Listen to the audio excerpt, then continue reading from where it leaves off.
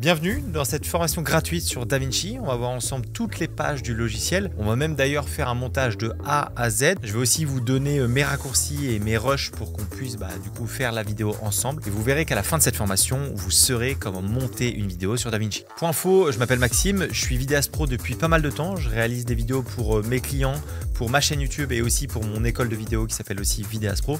Donc pour le coup, j'ai fait quand même pas mal de montage. J'ai commencé sur Final Cut, ensuite je suis passé sur Premiere Pro et maintenant du coup je monte aussi sur DaVinci. Et souvent on me demande quel est le meilleur logiciel et à chaque fois je réponds toujours la même chose, DaVinci. Simplement parce que c'est le logiciel le plus fluide, le plus complet. En termes de rapport qualité-prix, je pense à l'heure actuelle que c'est imbattable. Et c'est surtout que c'est un logiciel qui est à la fois assez facile à comprendre et hyper complet pour ceux qui veulent aller encore plus loin. Et sans parler des mises à jour qui arrivent hyper régulièrement sur le logiciel. Bref, c'est quand même celui-là que je recommande le plus. Mais j'avoue que quand tu arrives dessus au début, ça peut faire un peu peur. Mais vous inquiétez pas, dans cette vidéo, on va voir tout ce que vous devez savoir pour faire un bon montage sur DaVinci. Et pour ceux qui veulent aller encore plus loin, j'ai une formation encore plus poussée sur le logiciel où on voit vraiment tout en profondeur. Et cette formation-là, elle est hébergée sur une communauté où vous pouvez poser vos questions, montrer vos vidéos et avoir un retour. Bref, pour ceux que ça intéresse, c'est un des premiers liens en description. Aussi, tu peux suivre tout à fait cette vidéo même si tu as la version gratuite ou la version studio de DaVinci. Je vais globalement utiliser les effets de la version gratuite, donc il n'y a aucun souci là-dessus. Alors que ça soit mes rushs ou les tiens, je te conseille assez fortement de faire un montage à côté.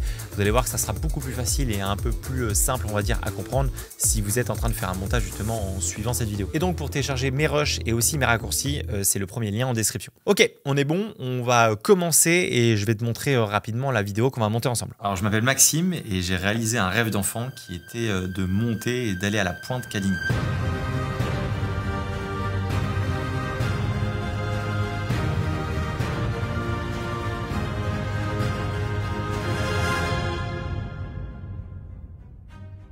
Ok, on va commencer par le commencement. Quand on clique sur le logiciel DaVinci, on arrive ici.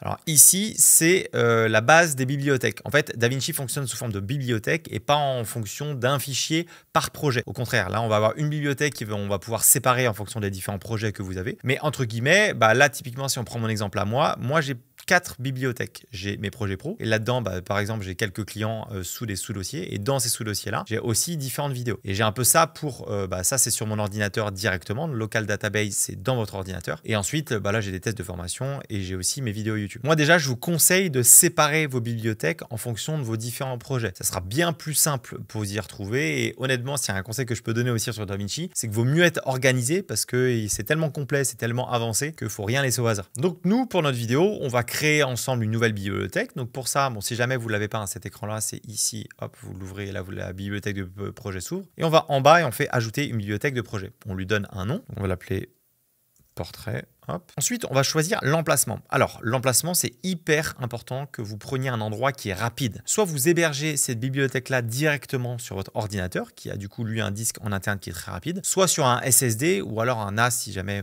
vous avez quelque chose qui est assez rapide comme nous, on peut avoir au bureau. Mais globalement, prenez quelque chose qui est rapide parce que c'est là-dessus où ça va être hébergé, entre guillemets, votre fichier source et donc, il faut que ça soit fluide. Donc, nous, pour l'exemple, on va le mettre sur notre SSD. Hop, on clique sur OK et on fait créer. Donc là, on voit qu'on a notre nouvelle bibliothèque de projet qui est créée. Ensuite, quand on arrive du coup là-dessus, il y a deux options. Il y a soit, si on veut encore mieux ranger, on peut créer des dossiers. Donc on fait clic droit, nouveau dossier. Et là, on va mettre par exemple Cadignan, hop, et on fait créer. On n'est pas obligé de créer des sous-dossiers. C'est juste que si jamais vous avez vraiment pas mal de projets, c'est intéressant d'en avoir du coup des dossiers, mais on peut directement créer un projet. Avant de rentrer dans les détails de comment faire un montage, on va surtout choisir quelques paramètres qui sont hyper importants. Pour ça, on va en haut, on clique sur DaVinci Resolve et on fait préférences. Donc là, il y a quelques petites choses qu'on va modifier. Après, il faut savoir quand même que DaVinci, déjà de base, est très bien optimisé, donc on va pas avoir 1000 paramètres à changer. Alors évidemment, l'intérêt aussi DaVinci, c'est qu'on peut quasiment tout paramétrer. Mais ça, c'est à un niveau avancé que, à notre niveau, honnêtement, on va pas avoir besoin de faire. Donc déjà, dans interface, si c'est pas le cas, on passe le logiciel en français.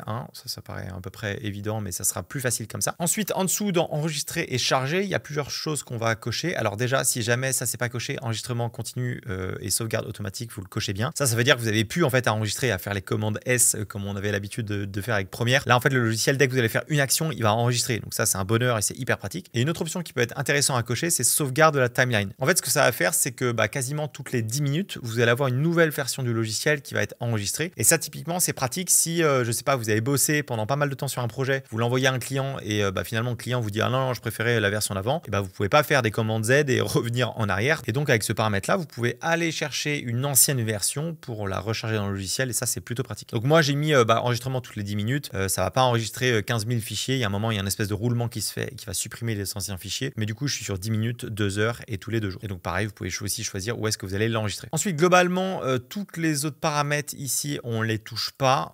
Si je dis pas de bêtises, mais on n'en a pas besoin, ils sont déjà très bien optimisés. Par contre, on va aller dans système et là, il y a quelques petites choses qu'on va modifier. Donc déjà, dans tout ce qui est configuration de la mémoire, essayez de pousser les sliders au maximum. Nous, on n'aura pas spécialement les mêmes données. Moi, vu que j'ai 64 Go de RAM, c'est pour ça qu'il y a écrit 64. Vous, si vous n'en avez que 32, il y aura écrit 32, etc. Mais peu importe, nous, on va pousser les sliders au maximum. En fait, ça va juste dire au logiciel, utilise la puissance maximum de l'ordinateur pour faire le montage. Donc, si jamais il est en galère, au moins, il va utiliser toutes les ressources de l'ordi. Ensuite, configuration du GPU. Moi, je touche pas. Je laisse tout en auto. Globalement, ça fonctionne plutôt très bien. Espace de stockage, ça, c'est hyper important que ça soit dans un endroit, un emplacement, en fait, où c'est assez rapide. Typiquement, sur votre ordinateur directement, simplement parce que c'est là-dessus où il va enregistrer les caches. Et donc, les caches, c'est entre guillemets les copies qui sont plus légers et plus faciles justement pour faire votre montage. Et globalement, c'est à peu près tout. Les autres parties, on n'a pas besoin de toucher les paramètres. Globalement, c'est déjà très bien fait. Comme je l'ai dit juste avant, DaVinci le fait quand même très bien. Donc, on n'a pas besoin de toucher autre chose. On clique bien sur enregistrer et là, du coup, on n'aura plus à le faire. Et ce qui est cool, c'est que du coup, dès qu'on va ouvrir le logiciel, ça sera ces paramètres-là qui seront enregistrés et du coup, on n'aura plus à le refaire. Maintenant, on va voir comment créer un projet. Vous allez voir, c'est hyper simple. Donc, on sélectionne bien du coup la bibliothèque de projet là où on veut et en général, quand on arrive dessus, on a ça qui est écrit là, Untitled Project. Ça veut dire que c'est un projet vierge. Et donc, du coup, pour créer un projet, on a deux options. Soit on double-clique directement sur celui-là, hop, et du coup, ça va nous ouvrir la fenêtre de DaVinci. Pour revenir, on a juste à aller tout en bas et dans la petite maison ici. Et là, on va revenir à notre bibliothèque de projet. Ou alors, deuxième option, c'est de faire un nouveau projet ici. On lui donne un titre. Là, on va l'appeler Monte Cadini. Hop. Et on fait créer. Et bim, on arrive du coup, pareil sur l'interface de DaVinci. Quand on revient sur notre gestionnaire de projet, donc on peut voir que là, du coup, on a nos différents dossiers. On peut évidemment créer de nouveaux projets qu'on peut appeler, je sais pas, par exemple, test 2. Hop, on peut revenir là. Ce qui est intéressant, c'est qu'on peut aussi glisser du coup des projets dans le dossier. Et du coup, quand on clique dedans, hop, on aura notre dossier. Donc, en fait, on peut très bien organiser tous nos projets. Pour revenir en arrière aussi, on a juste à venir là et on revient sur projet. Et donc, pour charger un projet, on a juste à double-cliquer dessus, hop. Et quand on arrive ici, on voit bien le nom de notre projet qui est tout en haut. Donc voilà, on a créé notre projet. Maintenant, on a quelques paramètres justement à choisir qui sont hyper importants et pour certains qui sont irréversibles. Donc, il ne faut pas déconner à ce moment-là.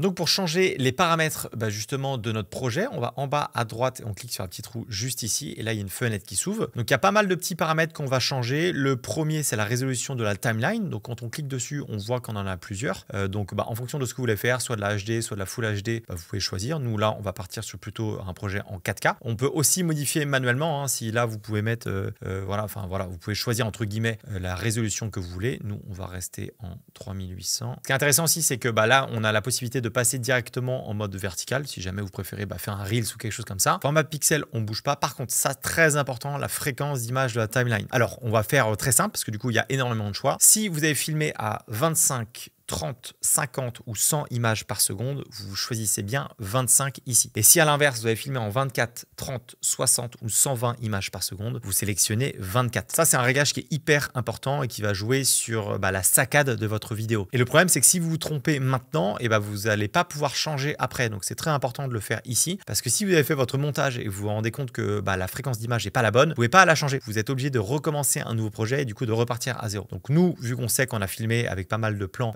25 images par seconde, on va prendre 25. Et pareil, ça arrive que j'ai des gens qui me demandent, voilà Max, moi j'ai filmé les deux, j'ai filmé du 25 images par seconde et aussi un petit peu de ralenti à 60. Dans ces cas-là, prenez la résolution avec laquelle vous allez le plus filmer. Si vous avez plus de rush à 25, prenez une timeline qui a justement une fréquence d'image à 25. Ensuite, fréquence d'image de lecture, on la laisse sur la même. Donc si vous avez pris 25, vous mettez 25 ici. Globalement, tout le reste derrière, on va pas trop changer. Ça, si par contre c'est assez important, on va peut-être pas en parler ici, mais c'est la partie de proxy. Donc là, on va changer quelques paramètres. Déjà, on laisse tout sur choisir automatiquement. Par contre, le format des proxys est assez important. Par défaut, sur Apple, on est en 422 HQ. C'est beaucoup trop élevé. Donc, nous, on va se mettre en 422 LT. Et on va faire la même chose pour les autres. Et si jamais vous êtes sous Windows, il me semble qu'il devrait avoir écrit DNI DNXHRHQX. Donc ça c'est pareil, c'est beaucoup trop élevé et du coup vous allez le passer en DNXHRLB.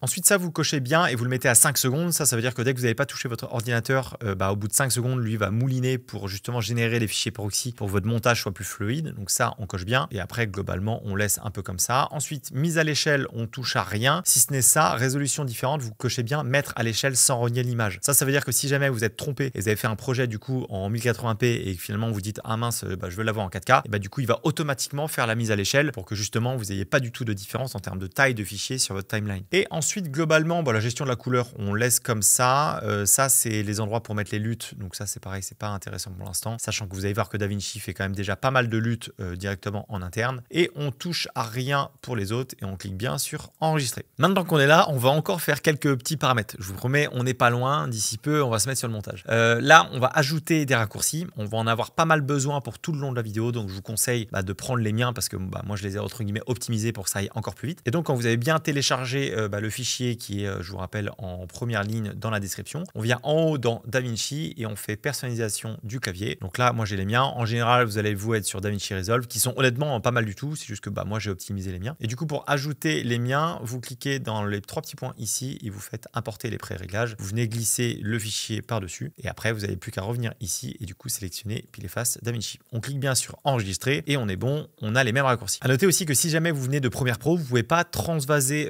vos raccourcis de Premiere Pro sur DaVinci. Il faut tout faire à la main et ça prend quand même pas mal de temps, ça c'est un peu relou d'ailleurs. Mais c'est pour ça que moi du coup j'ai optimisé mes raccourcis et vous avez aussi un fichier PDF qui reprend du coup tous les différents raccourcis que vous pouvez avoir à côté de vous quand vous faites votre montage, ça peut être pratique. Ok, maintenant comment on crée notre séquence et comment on commence le montage simplement. Alors on va parler un petit peu de l'interface un peu après parce que là pour l'instant vu qu'on n'a rien, c'est pas hyper facile à comprendre. Maintenant pour créer une timeline, donc la timeline c'est notre séquence, enfin c'est entre guillemets un peu la même chose. C'est là-dessus on va glisser tous nos rushs pour faire notre montage. Et donc pour ça deux options, soit vous prenez n'importe quel fichier et vous venez, je sais pas du coup le glisser, déposer directement dans la partie master, donc bien dans la bibliothèque de médias. Quand vous allez faire ça, vous allez souvent avoir un message justement qui vous demande de modifier la fréquence. Cliquez toujours sur ne pas modifier. Vu que nous on l'a fait juste avant, on l'a paramétré à la bonne fréquence, on n'a pas envie que ça change et qu'on passe du coup à 30 ou à 60 images par seconde. Et donc ça du coup si on prend notre fichier et qu'on vient le glisser sur la timeline, et du coup on a bien la timeline 1 qui se crée et donc c'est une des manières de créer on va dire une timeline. Personnellement c'est pas celle que je vous recommande, donc on va prendre hop et on va tout supprimer, oui supprimer, hop. Et ce qu'on peut faire c'est ici dans bibliothèque de médias dans master, on fait clic droit, créer une nouvelle timeline. Là on peut l'appeler, en général moi la première je l'appelle toujours DRush et on fait créer. Et là du coup on aura notre timeline qui s'appelle du coup DRush. On va voir ensuite dans la page média comment on fait pour mettre des plans dessus. Mais sachez que sur cette timeline là, si on fait paramètre de la timeline, on voit bien que notre fréquence d'image elle est à 25 images par seconde. Sauf qu'elle est grisée, on peut pas la changer. Donc c'est pour ça que c'est hyper important de bien la choisir dans nos paramètres tout en bas à droite pour pas qu'on soit entre guillemets, pour pas que ça soit différent parce que ça sera compliqué après. Par contre il est possible de créer des timelines dans des images par seconde un peu différentes. Pour ça on décoche utiliser paramètre du défaut hop, et on l'appelle apparemment DRush, on peut la mettre 60 hop, et là dans format on peut venir par exemple justement mettre 24 images par seconde et on aura bien du coup deux timelines avec des fréquences d'images un peu différentes. Bon je sais pas si ça peut trop servir mais au moins vous savez maintenant comment faire. Ok, maintenant qu'on a tout bien paramétré, on va importer du coup les rushs sur notre timeline. Donc je pense que vous l'avez vu, mais dans DaVinci tout en bas c'est là où on a toutes les pages, donc média, cut, montage, fusion, etc. Et en fait il faut savoir que DaVinci a forcément bien fait les choses et du coup c'est chronologique, c'est-à-dire qu'on commence en général ici et on termine là par la partie exportation. Globalement c'est ce qui va se passer toutes les parties du montage, c'est ce qu'on va suivre. Donc là au lieu de commencer à faire les choses dans cut, nous on va aller dans la partie média et on va voir justement comment importer tous nos rushs sur notre timeline et aussi dans notre dossier. Alors dans la partie média il y a deux choses à comprendre. Cette partie là c'est votre ordinateur et cette partie là c'est tout votre projet. Donc c'est ce qu'il y a dans DaVinci. Là on a tous nos disques qui apparaissent et moi du coup si je prends mon exemple par exemple avec toutes mes vidéos YouTube, et là en fait on peut naviguer dans votre ordinateur. En fait c'est ça qui est assez intéressant, c'est typiquement on peut voir les différents rushs. Ça peut être hyper pratique quand vous êtes sur un tournage et que vous voulez justement du coup glisser, déposer des fichiers. Alors là d'ailleurs pour la petite info, quand je passe ma souris on voit que justement on voit le rendu. Si c'est pas le cas, vous allez dans les 3 petits points ici et vous cliquez bien sur prévisualisation en direct. Et du coup ce qui peut être intéressant c'est que si jamais vous êtes sur un montage et que vous voulez glisser, déposer certains rushs, hop vous venez et vous le glissez. Donc là celui-là on n'en a pas besoin. Donc c'est ça qui est important de comprendre, c'est en haut c'est tout votre ordinateur et en bas votre master c'est votre projet. Et du coup pour l'exemple si je prends du coup mon dossier, moi je suis toujours organisé pareil. J'ai toujours un hashtag 1 facecam, le 2 illustration, le 3 divers et le 4 export. Ça me permet d'être mieux organisé déjà dans mes fichiers, dans mes disques, etc. Et aussi ça l'est dans mes justement dans mes logiciels de montage. Là, on va voir que justement, on va pouvoir tout intégrer directement sur DaVinci. Donc, si vous avez bien téléchargé mes rushs, c'est les 4 dossiers que vous aurez normalement. Donc, pour ça, on vient le sélectionner au bon endroit. Donc, Cadiny, Dolomite, hop, et c'est ici. Donc là, on a 2 options. Il y a soit ce qu'on pourrait faire, c'est entre guillemets prendre tous les rushs. Donc là, si je prends typiquement mes 4 rushs là, je pourrais venir les glisser, déposer dans notre master. Le master, c'est l'endroit où il y a tous nos fichiers sur ce projet-là. Donc ça, c'est une première option. Et du coup, ce que je pourrais faire, c'est créer des chutiers. Donc les chutiers, c'est ce qu'il va y avoir en dessous du master. Et on va pouvoir, par exemple, appeler ça, je crois que c'était Sony A74. Et là, du coup, ce que je peux faire, c'est prendre mes rushs et venir les glisser. Et là, du coup, j'ai quand même un projet qui est un peu mieux organisé. Et donc, nous, ce qu'on va faire, c'est qu'on va prendre nos 4 dossiers et on va venir les glisser, pas ici, parce que sinon, tous nos rushs vont être un peu éparpillés, mais bien ici, juste en dessous de master. On lâche et là, on voit bien tous nos différents projets. Et donc, ça nous permet un petit peu de naviguer. Donc, dans Facecam, du coup, avec nos différentes parties, avec l'audio. Dans notre export, évidemment, là, on n'a rien. Donc, globalement, même celui-là, on pourra le supprimer parce qu'on n'en a pas besoin. Dans nos illustrations, on a plusieurs sous-dossiers avec les rushs de drone. On a également les rushs de Sony A7S3, etc. Et dans la partie divers, là, c'est tout ce qu'on va pouvoir ajouter comme effet. On peut avoir du sound design, on peut avoir des logos, des choses comme ça, quoi. Et donc, quand on clique sur notre master, et c'est là où on voit tous nos dossiers. Et moi, en général, je viens créer un nouveau chutier que je vais appeler séquence. Et dans ce fichier séquence, c'est là-dessus on va venir glisser du coup nos séquences parce que là pour l'instant on n'en a qu'une, mais potentiellement on peut en avoir plusieurs pour le montage, pour la musique, etc. Donc moi j'aime bien aussi que ça soit rangé. Donc voilà comment un peu j'organise mes rushs. Donc vous avez vu que pour l'instant on a sélectionné tous nos plans, on n'a encore rien trié. Ça va être l'étape d'après quand on va rentrer justement dans la partie des rushs. Ok, maintenant on va passer sur la page d'après. Maintenant qu'on a tous nos rushs, on va aller sur la page cut.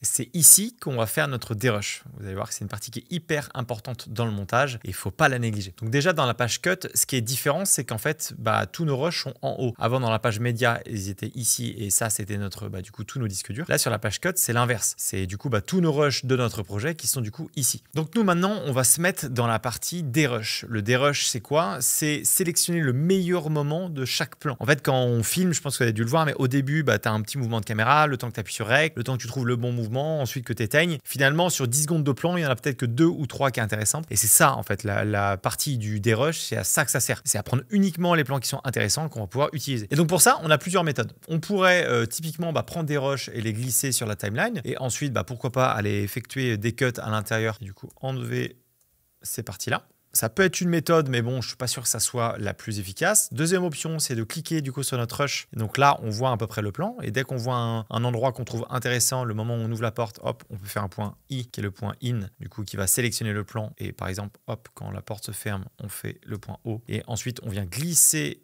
notre plan sur la timeline. Et là, du coup, on aura bien notre plan qui est dérushé. Ça pourrait fonctionner, mais c'est pour moi pas la meilleure technique. Pour moi, la technique que je trouve le plus efficace, c'est venir ici et cliquer sur bande source. En fait, bande source, c'est tous nos plans. Là, si on regarde, en fait, ça va être tous nos plans les uns après les autres. Et si on regarde en haut à gauche, on voit bien que quand on passe le slider, il va faire tous nos plans. Donc ça, déjà, c'est quelque chose, moi, que quand ça fait longtemps où j'ai pas été sur un montage et que je veux revenir voir à peu près ce que j'ai filmé, et ça me permet de voir un peu grossièrement tous les plans. On a d'ailleurs aussi ici une fonctionnalité quand on appuie dessus et qu'on laisse du coup appuyer. Lui, il va lire les plans en rapidité pour que ça dure entre guillemets 2-3 secondes rapidement. Donc là, on peut voir que justement, il va accélérer certains plans et ça peut nous donner une espèce d'idée d'ensemble de tous les plans avec lesquels on va travailler. Donc ça peut être un petit plus. Mais bref, moi, ça va surtout m'être utile pour faire mon dérush et en fait, c'est là où les raccourcis vont être hyper importants. Donc c'est pour ça que si on a les mêmes, c'est bien, sinon ça va être un peu plus compliqué. Alors, moi, j'ai plusieurs raccourcis et en fait, finalement, je touche jamais ma souris pour faire mon dérush. Donc j'ai espace pour jouer le clip, donc ça peut être E aussi. E, ça fait du coup play. Ensuite, j'ai R pour avancer encore plus vite, donc ça fait x2. Si je rappuie dessus, ça va faire x4. Si je rappuie dessus, ça va faire x8. Donc ça me permet d'aller entre guillemets un peu plus vite. J'ai les touches flèches. Typiquement, la flèche du haut, c'est pour revenir au plan d'avant. Hop.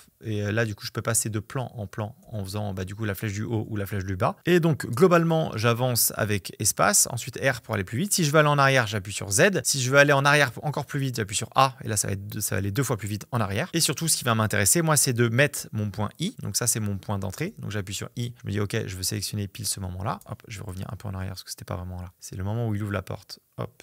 On va se mettre ici mon point d'entrée, j'avance, j'appuie sur R pour aller un peu plus vite et hop, quand la porte claque, je veux m'arrêter là, donc je mets mon point O et pour glisser sur la timeline, j'appuie sur P. Et en fait, P, ce que ça va faire, c'est un raccourci qui va ajouter le plan à la fin de la timeline. Donc c'est tous les outils qui sont ici, on va pas rentrer dans les détails, mais du coup, ça me permet d'aller beaucoup plus vite comme ça. Et je vais faire ça pour tous mes rushs. Donc là, j'appuie sur la flèche d'après pour voir le plan. Donc là, on voit que ça bouge un peu. Je vais essayer d'avancer pour voir un moment peut-être un peu plus sympa. Là, c'est bien, ça bouge moins. Je reviens en arrière. J'avance.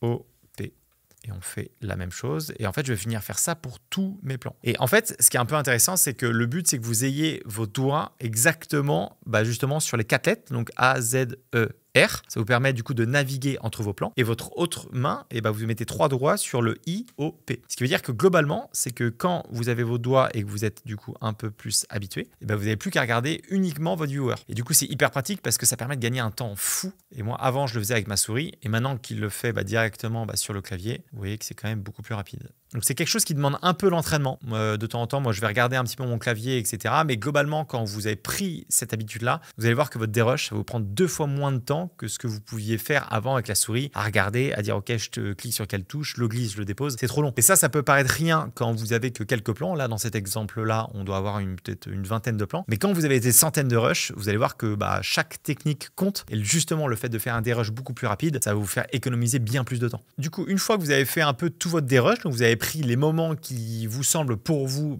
les meilleurs moments de votre vidéo, vous devrez normalement avoir sur votre timeline uniquement les meilleurs moments de ces rushs là. Et ça va nous être vraiment bien utile. Pour beaucoup, je sais que la partie des rushs, c'est assez compliqué parce qu'en fait, on a envie de tout mettre. Ça, c'est souvent l'erreur qu'on fait au début, c'est qu'on a filmé plein de plans, donc on veut tout mettre dans notre vidéo. Sauf que c'est là où vous devez justement un peu plus réfléchir à se dire, ok, est-ce que vraiment ce plan-là, il est utile ou pas? Et si vous avez filmé 3 fois le même plan, ne mettez seulement que celui qui est le plus joli ou le plus intéressant pour vous. Ça sert à rien de tout mettre. Le but, justement, c'est d'écrémer. Donc, à vous d'écrémer réellement et pas juste de tout mettre dessus, sinon ça sert un peu à rien. Après, si jamais vous avez un doute, vous pouvez très bien mettre ce rush là dans votre dérush et au pire des cas vous pourrez le supprimer au moment du montage, ça c'est pas trop grave. Le but c'est bien de garder les rushs que vous pensez qui peuvent être utiles pour le montage final. Une fois que vous avez terminé votre montage, donc là globalement sur notre timeline on a que des rushs qui sont utilisables, donc on a enlevé toute la fioriture et on a que ce qui peut être intéressant dans notre montage vidéo. Et il y a une petite dernière étape que je vous conseille aussi de faire pour être encore plus organisé. En fait la problématique c'est quand vous allez arriver sur votre montage, si on dézoome un peu, on a tous les plans qui se ressemblent, ils ont tous la même couleur. Et du coup là quand on a assez peu de plans, c'est pas trop grave, on peut à peu près s'y retrouver. Mais quand vous avez des centaines de plans, c'est pareil, ça peut très vite être le bordel et à pas savoir quel plan est quel plan. Donc moi, ce que je vous conseille de faire, c'est de donner des couleurs à vos plans. Pour ça, c'est très simple, ça aussi c'est pareil si vous avez mes raccourcis. Moi, toutes mes touches de 1 à 9, c'est les couleurs. Donc si jamais je prends justement n'importe quel plan et que je fais 1, il va passer en jaune, voilà. En fait, sur tous mes chiffres, j'ai une couleur différente. Et du coup, pour revenir à la couleur de base, c'est 0. Et donc, ce que je fais en général, c'est je vais essayer de regrouper mes plans. Là, si on prend cet exemple-là, typiquement, si on veut prendre les rushs de voiture, on pourrait mettre, voilà, on se dit que tous les rushs de voiture, ils sont en orange. Donc, je vais aller chercher tous mes plans où je suis en voiture. Celui-là, je suis en voiture. Celui-là, c'est un plan en voiture. Et à l'inverse, je sais pas si par exemple, je veux des plans au moment où, qu'est-ce qu'on pourrait dire les moments où je suis en train de marcher, par exemple. Les marchés, on va mettre ça d'une autre couleur. Donc, je vais mettre par exemple en vert. Je marche, je mets ça en vert. Bon, je pense que vous comprenez l'idée. Ça, on va mettre par exemple en rose. C'est quand on est au sommet. Au sommet. Ça, je marche. Donc, on a dit que c'était vert. Et ça, c'est des drones, donc c'est autre chose. Donc les drones, je vais les mettre ça pareil d'une autre couleur différente. Là, comme ça paraît rien. Mais quand on va être sur notre montage et qu'on va se dire, imaginons, on a notre vidéo et on se dit, ah, ça pourrait être sympa de mettre des rushs qui marchent. Boum, je sais directement que tout ce qui est vert, c'est des rushs où je suis en train de marcher. Et à l'inverse, des rushs où je suis au sommet, où justement je suis là où je voulais aller, je sais que c'est en rose. Et du coup, ça me permet très rapidement d'aller prendre mes rushs et de les mettre sur ma timeline. Et donc ça, c'est pareil. Ça, c'est une étape que je vous conseille de faire parce que ça va être du coup bien plus rapide après derrière pour faire le montage. Ou du moins, vous allez pouvoir vous retrouver plus facilement, quoi.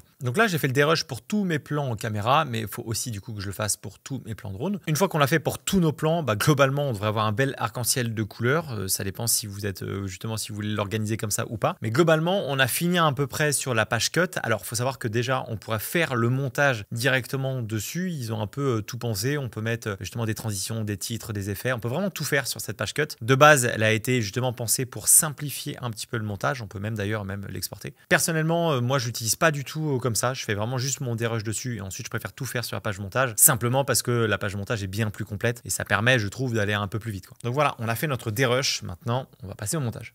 Donc maintenant, on va passer à la partie montage. Donc on passe sur la page d'après qui est celle-ci. Et là, du coup, on va déjà comprendre un peu comment fonctionne l'interface et aussi on va faire un montage ensemble. Alors déjà, il faut savoir que bon, c'est assez simple, mais on a la timeline du coup qui est en dessous, le viewer qui est ici et ensuite on a plusieurs onglets. Donc là, on a notre bibliothèque de médias comme on a vu, les différents effets. On va voir que ça va être pas mal utile pour tout ce qui est transition, vidéo, audio, les titres surtout aussi pas mal. Ensuite, index sonothèque un peu moins intéressant, exportation rapide pareil. Ce qui peut être pas mal, c'est les métadonnées. Donc ça, typiquement, c'est toutes les infos sur votre, justement sur le plan que vous êtes en train de regarder. On voit comment ça a été encodé, on voit aussi sa résolution et aussi le nombre d'images par seconde. Et dernier, c'est l'inspecteur. Et l'inspecteur, c'est là où on va pouvoir justement toucher un petit peu notre plan, changer sa position, son angle. Enfin, on va voir qu'il y a énormément de choses intéressantes à voir là-dessus, notamment sur la stabilisation, sur la vitesse. Bref, c'est l'inspecteur, c'est notre option d'effet qu'on avait sur Premiere un peu à l'époque. C'est notre boîte à outils préférée, on va dire. Alors aussi, si jamais votre timeline, elle n'est pas comme ça, c'est parce que ce petit option n'est pas coché et ça permet en fait d'avoir justement la timeline un peu tout long. Donc moi, je vous conseille de le cocher, ça permet d'avoir un peu plus de place. Ok, ce qu'on va faire, c'est qu'on va créer une nouvelle séquence. Hop, créer une nouvelle timeline et on va l'appeler montage. Hop. On utilise bien du coup les mêmes paramètres du projet. Et là, du coup, ce qu'on va faire, c'est qu'on va aller chercher notre facecam, on va prendre nos rushs et on va venir les glisser du coup sur notre timeline. Alors, donc là, on voit qu'on a plusieurs choses. On a une caméra qui est la caméra A, ça qui est la caméra B, et cette partie-là qui est du coup l'audio. Donc, ce qu'on veut faire déjà, c'est synchroniser nos différentes vidéos. Donc, on prend notre plan. Donc là, on peut voir que nos plans, quand c'est sélectionné comme ça, on a l'image en haut et l'audio en bas. Si jamais vous n'avez pas ces choses-là d'afficher, c'est qu'il faut venir en fait dans ces options ici. On a plusieurs choses en fait qu'on peut afficher ou enlever. Moi, typiquement, j'aime bien avoir du coup les waveforms. Ça me permet de voir à peu près le niveau audio. Et si jamais vous n'avez pas de miniature, il faut bien penser à venir ici et soit vous la passez soit sur Filmstrip ou Thumbnail. Moi, je préfère Thumbnail. Ça paraît, c'est un peu moins gourmand en énergie. Et si jamais quand vous déplacez, il y en a qu'un qui suit et pas l'autre, ça veut dire que ça, c'est décoché. En fait, dès que ça, là justement, ce truc de liaison est décoché, et en fait, quand je bouge juste mon plan, il n'y a que mon plan qui bouge, mais pas l'audio. Et à l'inverse, quand les deux sont cochés, et là, hop, si je reviens ici et je sélectionne bien les deux, hop, on voit que ça bouge ensemble. Donc ça, c'est mon plan B et ça, c'est mon plan A. Donc nous, ce qu'on veut faire, c'est le rajouter par-dessus. Donc là, on peut voir que c'est comme sur une timeline classique. En fait, c'est le plan qui est par-dessus qui prime, entre guillemets. C'est celui-là qu'on voit. Il faut bien faire attention à justement quand vous avez le plan qui est par-dessus. C'est celui-là que vous allez voir. Là, je l'ai désactivé avec la touche L, avec mon raccourci L, pour que vous compreniez bien que c'est celle qui est par-dessus qu'on voit du coup dans le viewer. Donc, on met nos plans et on va mettre notre audio juste en dessous. On va tout sélectionner. On fait clic droit, synchroniser plan. Là, on vient bien choisir waveform juste ici, on fait 5 et hop, comme par magie, il a synchronisé du coup tous les audios. Donc là, si on joue le plan, on va rajouter du son, vous allez l'entendre. Là, on va entendre les 3 pistes audio. Malheureusement, c'est pas le cas. Après, ça n'empêche que c'est quand même sympa à faire. Donc maintenant, ce qu'on peut faire, c'est que nous, ce qu'on aimerait bien faire, c'est juste garder notre dernière audio. Donc ça, c'est le bon audio. Si jamais on veut l'écouter seul, on vient ici, on fait solo. Et quand tu es tout seul, tu as une espèce. Et là, on sent que c'est bien plus quali que si, par exemple, je pense celui-là. De grande montée où tu peux Voilà, ça c'était le micro de la caméra directement. Donc ce qu'on veut faire, c'est supprimer cet audio-là. Sauf que si on le sélectionne et qu'on fait supprimer, il y a tout qui sort. Donc il faut bien qu'on vienne décocher cette partie-là. Et maintenant, on peut supprimer nos audios. Hop, ça on peut le remonter. Donc je le prends et je le remonte. Par contre, faites attention à ne pas le bouger, sinon ça sera perdu. Donc on le prend, on appuie sur Shift. Et comme ça, on sait que ça ne va pas bouger. Et ce qu'on peut faire ensuite derrière, parce que là, si je reclique sur sélectionner et qu'on bouge, ça ne va pas du tout suivre. Simplement parce que les plans sont pas liés. Donc on prend tous nos plans, clic droit et on fait lier les plans. Hop. Et là, il y a une petite indication qui nous montre que du coup, quand ça c'est coché, si jamais on prend, tout bouge ensemble. Ok. Donc là, on est bon, on a nos plans, on a notre bon audio. On va pouvoir commencer à faire notre petit dérush rapidement de l'interview. Et pour faire le dérush, je vais préférer l'axe principal. Donc ça, je vais le désactiver. Donc ça, c'est la touche L. Quand on appuie sur L, du coup, ça active et ça désactive toute la piste. Sauf que vu que tout est lié, évidemment, lui, il me désactive tout. Donc je décoche ça, je pense ça, hop, et là, je reviens là-dessus. Ok, donc maintenant, ce qu'on va faire, c'est qu'on va faire le dérush. Donc, on a le clap au début. Moi, en général, quand je dérush une interview, une vidéo YouTube ou quoi que ce soit, je regarde toujours par rapport à la waveform. Parce que je sais que c'est à ce moment-là où justement je commence à parler ou que la personne que je suis en train d'interviewer commence à parler. Yes. Alors, je m'appelle Maxime. Ok, donc on va commencer ici. Alors, je m'appelle Maxime. Et en fait, j'utilise plus ou moins les mêmes touches que ce qu'on a vu dans les raccourcis. Donc, pour faire une coupe, j'appuie sur C. Et là, C, là, vu que j'avais que sélectionné, entre guillemets, le plan numéro 1, et il va me sélectionner que le plan 1. Mais si jamais je clique à côté et que je désélectionne tout, là, j'ai juste appuyé sur C. Et du coup, il va tout m'enlever. Ensuite, je prends et j'appuie sur S. Et là, du coup, ça va couper tous mes plans et ça va venir rapprocher, entre guillemets, la tête de lecture. Alors, je m'appelle Maxime et j'ai réalisé un rêve d'enfant qui était de monter et d'aller à la pointe Cadigny. Hop. Donc là, on vient ici. C. On avance. Donc pareil, on peut utiliser les mêmes raccourcis. R pour aller encore plus vite. Pourquoi je sais pas, je pense que hop, C, on sélectionne. Je pense que j'ai vu pas mal de vidéos. Ouais. Moi, en général, quand je dérush comme ça, je suis toujours en x2. Je suis toujours là, on voit justement le petit indice x2, simplement parce que je trouve que ça va plus vite. Et globalement, tu comprends quand même ce que dit la personne. Donc, que ça soit pour mes vidéos à moi ou même pour les vidéos de mes clients, je suis toujours en x2. Ça permet d'être plus rapide. Si jamais je trouve que les waveforms sont pas hyper visuels, ce qu'on peut faire, c'est appuyer sur Shift et avec la molette de la souris, hop, on vient agrandir. Ça nous permet d'avoir quelque chose d'un peu plus lisible. Si jamais vous l'avez pas, vous pouvez venir aussi ici et hop, avec les sliders, on peut jouer là-dessus. Donc, je vais venir faire ça pour toute la partie de ma vidéo. En fait, je vais couper toutes les répétitions, je vais couper tous les bugs et je vais couper aussi à peu près, pas les respirations, mais les moments juste avant de commencer la phrase. Et hop, et en fait, j'ai toujours le même fonctionnement avec le C du coup pour rapprocher et je vais venir faire ça pour toute la vidéo. Une fois qu'on a terminé tout notre dérush sur la partie du coup plutôt interview, donc on a bien deux séquences. On a une qui est montage avec du coup notre interview et celle qui est de dérush du coup juste ici avec tous nos rushs d'illustration. On va supprimer les petits angles. On va maintenant commencer à faire le montage. Alors pour ça, ça dépend. Il y a des gens qui aiment bien trouver la musique avant ou qui la trouvent après. Là pour ce projet, vu que j'ai envie de faire une espèce d'intro un petit peu qui monte, j'ai envie de trouver la musique dès maintenant. Et donc pour trouver des musiques, déjà c'est important d'utiliser des musiques qui sont libres de droit parce que vous pouvez pas utiliser une musique que vous entendez à la radio comme ça. Donc pour ça, vous avez plusieurs options.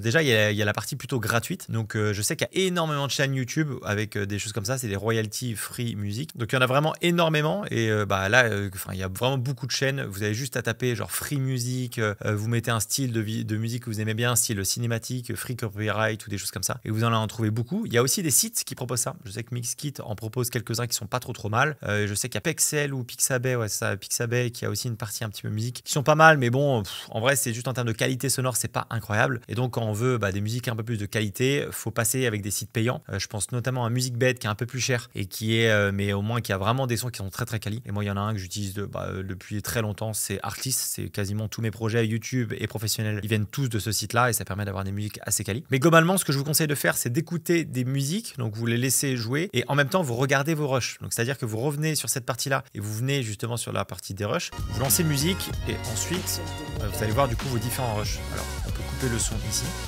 Et le but c'est de regarder vos rushs et de savoir si cette musique là pourrait coller justement avec vos rushs quoi. Donc vous essayez de trouver une musique et ensuite quand vous avez quelque chose en tête qui vous paraît pas trop mal, vous la téléchargez si évidemment vous avez bien les droits. Là moi du coup j'ai choisi une musique qui est libre de droit que j'ai trouvée d'ailleurs sur YouTube. C'est une musique que je trouvais pas mal parce qu'il y a une petite montée en puissance. Et à un moment donné ça part et ça peut être assez intéressant. C'est la musique que j'ai choisi de prendre. Sauf que la musique dure 5 minutes 34 et nous, si on est justement sur notre montage, je crois qu'elle dure beaucoup moins de temps que ça. On doit être, on est à moins de 2 minutes 40. Donc l'idée, c'est de remixer la musique pour que ça colle parfaitement. Pour ce faire, moi, je vais aller dans séquence et je vais créer une nouvelle séquence que je vais appeler musique. Je pourrais le faire directement sur la séquence montage, mais en général, moi, j'aime bien un peu tout séparer. Et ensuite, je vais venir chercher ma musique et je vais la poser sur la timeline. Ok, donc là, on peut remonter parce qu'on n'a pas besoin de la partie vidéo et on va un petit peu la retoucher. Parce que là, elle est un peu trop longue. Nous, ce qui nous intéresse, c'est ce passage-là où ça commence un petit peu à monter. Donc on sait que ça va être le moment où on va entre guillemets démarrer un petit peu notre intro. On va utiliser ce qu'il y a avant pour la présentation. Je pense que je vais faire un truc genre où la personne se présente, donc en l'occurrence moi, et ensuite une espèce de petite intro avec des plans, histoire d'avoir un truc un peu dynamique et de montrer ce qui va se passer derrière. Ok, donc là une fois que vous avez quelque chose un peu plus travaillé sur la musique, alors bon là je vais pas aller dans les détails et sur exactement comment remixer, mais du coup j'ai un cours entier dédié à ça. On va nous du coup le basculer sur notre montage qu'on avait préalablement fait. Donc là moi je vais mettre ma musique ici. On sait que du coup le premier plan c'était le moment de la présentation. Alors je m'appelle Maxime et j'ai réalisé un rêve d'enfant qui était de monter et d'aller à la pointe Cadigny. Hop. Donc on sait qu'on va vouloir faire entre guillemets notre intro à peu près à cet endroit-là, mais il va falloir qu'on l'adapte. La pointe Cadigny. L'idée c'est de faire partir la musique pile au moment où je m'arrête de parler. Donc on va ce plan-là, on va le resserrer. Ok, on est pas mal. Alors je m'appelle Maxime et j'ai réalisé un rêve d'enfant qui était de monter et d'aller à la pointe Cadigny. On voit que le début est un peu fort. Donc ce qu'on aimerait faire, c'est potentiellement faire une montée en puissance. Donc pour ça, là, quand on passe en fait sur l'audio, on a une espèce de petit bitonio blanc qui s'affiche. Et si on le prend et qu'on le tire, en fait, ça va monter en puissance petit à petit. La musique, on va pas l'entendre au début, elle va monter petit à petit. Alors je m'appelle Maxime et j'ai réalisé un rêve d'enfant qui était ça, c'est un petit tips aussi, mais c'est à peu près la même chose sur les vidéos. Si vous le prenez et vous l'étirez comme ça, au début, il va être en termes d'opacité, il sera très sombre et il va, l'opacité va augmenter. Alors, je m'appelle Maxime. Là, c'est pas ce qu'on veut, mais en tout cas pour la musique, ça peut être pas mal. On peut voir que là, le son, il est encore un peu fort. Donc il y a deux options. Il y a soit quand on vient ici, on voit qu'on a un espèce de petit pitonio. Quand on clique dessus, on peut augmenter ou baisser le volume. Ça, c'est une première option. On peut aussi le faire ici. En fait, quand on clique sur notre musique et qu'on va en haut dans inspecteur, on affiche inspecteur. Et là, on a le volume. Et du coup, si on peut jouer sur le volume ici. Et une autre chose qu'on peut faire, c'est aussi mettre des points clés. Typiquement, là, moi, je trouve que c'est un peu trop fort. Donc, on va déjà baisser un petit peu la musique. Par contre, j'aimerais bien que quand la musique part, elle soit un peu forte. Donc, je vais mettre ce qu'on appelle un point clé. Un point clé, je peux le mettre ici. Et quand je clique dessus, ça va lui dire à la musique, exactement à cet endroit-là, je veux que la musique, elle soit à moins 8,70. Par contre, je veux qu'à cet endroit-là, il soit plutôt beaucoup plus bas. On va le mettre, par exemple, à moins 20. Hop. Donc là, on voit que directement, on a une espèce de montée de l'audio qui va arriver à cet endroit-là. Alors, je m'appelle Maxime et j'ai réalisé un rêve d'enfant qui était de monter et d'aller à la pointe Cadignan. Et du coup, ça permet de mieux entendre ce que dit la personne. Et ça peut être pas mal du tout. Ce qui peut être intéressant aussi, c'est que si on vient cliquer là-dessus, on va pouvoir afficher les différents points clés. Donc là, typiquement, je peux prendre mon point clé et je peux le déplacer. Et sinon aussi, on peut l'adoucir. Donc si on vient là-dessus, bon là, on rentre dans des choses un peu plus avancées pour adoucir du coup les différents points clés. Là, on a déjà vu au moins comment changer la musique progressivement. C'est pas mal. Et donc, on va mettre le reste du coup de l'interview juste derrière. Paf. Quelque chose comme ça.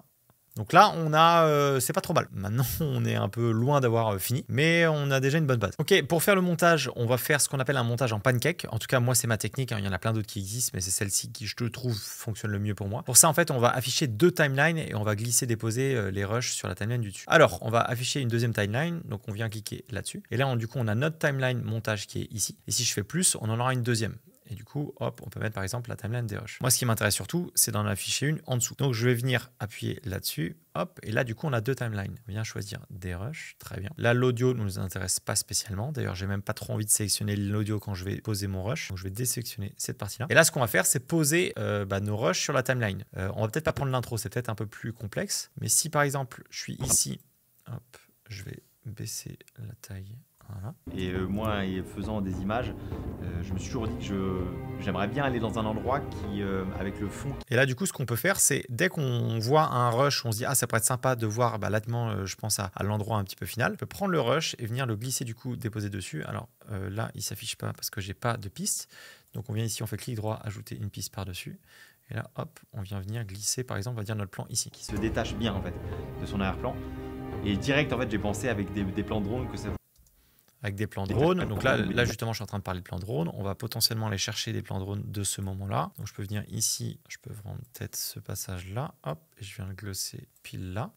Et direct, en fait, j'ai pensé avec des plans drone que ça pourrait bien rendre. Donc là, on voit que c'est pas de la même taille. Donc ça peut être intéressant aussi de commencer dans la partie vidéo inspecteur à venir zoomer un peu dessus. Et je me suis dit que ça serait trop cool un jour d'aller en Italie, parce que du coup, c'est un peu... Et donc, je vais venir faire ça pour toute la timeline pour expliquer un petit peu, justement, essayer d'illustrer mes propos. Ok, donc là, j'ai fait plusieurs choses. En fait, j'ai essayé d'illustrer un maximum avec ce que je disais pour illustrer justement les propos. Donc, j'ai mis quelques rushs de drone, j'ai mis des rushs aussi de voiture quand justement je suis en train de dire que la montée, elle n'est pas évidente. Le but, c'est d'essayer d'illustrer de manière un peu plus littéraire ce que dit la personne, que ça soit, là en l'occurrence, c'est moi, mais votre sujet. Qui est un peu touristique, donc on a un peu de monde et c'est ce qui perd un peu...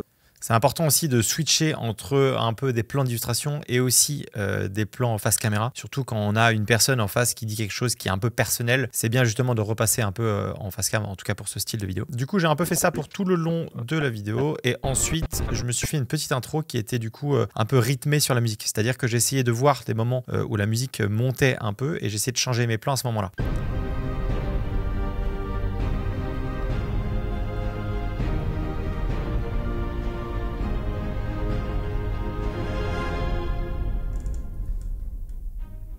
Je pense que j'ai... Donc bon, ça c'est un style entre guillemets de montage assez classique où justement on change les plans en fonction du rythme de la musique.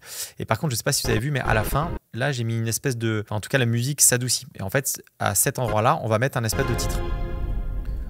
On va mettre le titre du coup de la vidéo et du coup je voulais vous montrer à peu près comment je fais. Donc pour ajouter un texte, on va aller en haut dans effets, on va aller dans titre et là du coup il y en a plusieurs. Et nous on va prendre texte plus parce qu'il va nous donner pas mal de possibilités. Hop, on vient le glisser là-dessus. On le fait durer pile le temps qu'on veut, très bien. Ensuite on va lui donner un titre, donc là on va l'appeler Cadini. On peut changer la police. Moi je vais mettre une police un peu plus écrite qui est d'ailleurs une police gratuite que j'ai trouvée sur internet, qui est aussi il est dans le pack. Si vous avez téléchargé mes rushs et les raccourcis, vous aurez aussi cette police là. On peut agrandir un petit peu et on va potentiellement écarter un petit peu les lettres, ça c'est pas mal. Et on peut donner un petit effet de ce qu'on appelle le machine à écrire, où on voit les lettres apparaître une par une. Donc on va se mettre au tout début, on va mettre un point clé, hop, et on va le mettre à 0. On va se mettre un peu plus loin, par ici, et on va le remettre du coup tout au bout. Et là du coup, si on regarde, voilà. Ce qu'on va faire, c'est que là, juste le titre comme ça, c'est pas incroyable. J'ai envie de donner un effet un petit peu plus vintage, entre guillemets. Donc, je vais dézoomer un peu. On va retourner dans la bibliothèque de médias. Pareil, hein, si vous avez téléchargé le pack, je vous ai mis aussi des film burns, des light leaks que je trouve aussi gratuitement sur Internet, qui sont disponibles un peu partout. Et du coup, nous, on va ajouter un peu tout ça sur notre vidéo. Alors, première chose, on va rajouter du grain. Donc là, on voit que si on le laisse comme ça, bah forcément, ça marche pas. Là, on a juste du grain. Donc, ce qu'il faut qu'on fasse, c'est changer la composition. Donc ici, dans normal, on vient en tester plusieurs. Moi, je vais le mettre sur ajouter et je vais baisser l'opacité. On va le mettre à 20%. Là, ça nous donne un peu de grain dans l'image. Ça peut être pas trop mal. On peut rajouter aussi, on va se mettre une espèce de petite bobine là, Super 8. Ça peut être sympa aussi. Ça, on n'a rien à toucher. Hop, on peut aller se mettre des petits light leaks de temps en temps. Enfin, ça, c'est plutôt des film burn. On va aller en mettre 2-3. On va les glisser un peu de manière un peu aléatoire. Ok, donc là, c'est pareil. Il faut aussi qu'on change la composition. On va le mettre sur ajouter. Hop, on va le faire pour les 3. Et là, on a un petit effet qui est un peu sympa. Ce qu'on pourrait faire aussi, c'est peut-être faire avancer le texte. Parce que là, du coup, le texte ne bouge pas et nous, on va jouer peut-être sur l'échelle un peu. Donc, on va revenir à la base. On va aller dans les paramètres. On va mettre un point clé de zoom et on va aller à la fin. Ici, on va en remettre un autre et on va le zoomer, mais légèrement. Il ne faut pas que ça soit trop gros non plus. Et là, on peut venir cliquer sur le petit bitonio là, qui nous indique qu'on a nos points clés. Et on peut prendre le point et le décaler.